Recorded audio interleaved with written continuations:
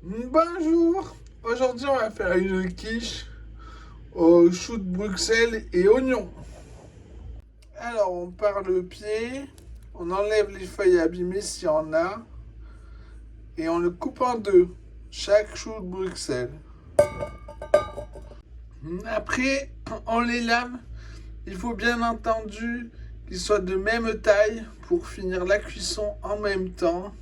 On va les cuire dans de l'eau bouillante jusqu'à ce qu'ils soient croquants. Alors, il vous en faut 350 grammes. Ensuite, il vous faut 760 grammes d'oignons émincés au robot le plus fin. Dans un sautoir avec une cuillère à soupe d'huile.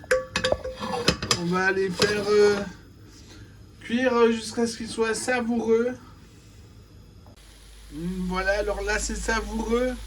On continue la cuisson, il faut que ce soit très savoureux, corsé, en remuant un peu plus souvent pour pas que ça colore. Alors ils sont pas encore complètement mous, hein. Ça a un peu de consistance quand on croque. Mais c'est bon là, on peut arrêter la cuisson. Ensuite, dans un petit plat, on met 2 œufs en fouette. Puis on y ajoute 200 grammes de lait. Puis on fouette. Puis, une fois les oignons au moins tempérés, on incorpore le lait, les œufs dedans. Puis sur la plaque noire du four à l'envers, on met un cercle à tarte pour 8, une pâte brisée au beurre. Puis on répartit sur la pâte brisée les choux de Bruxelles une fois qu'ils sont tempérés au moins. Puis avec les oignons et le lait aux œufs, on bouche les trous, les espaces vides de la quiche. On aplatit bien.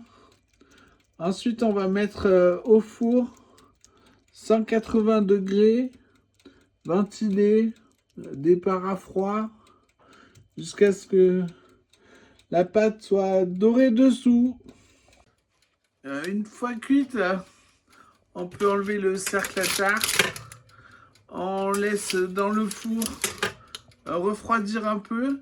Et quand ça sera moins chaud, on fera glisser sur une voilette à pâtisserie en enlevant le papier cuisson. Cette quiche est soit bonne, parfumée, froide, soit chaude, plus savoureuse. Bon appétit!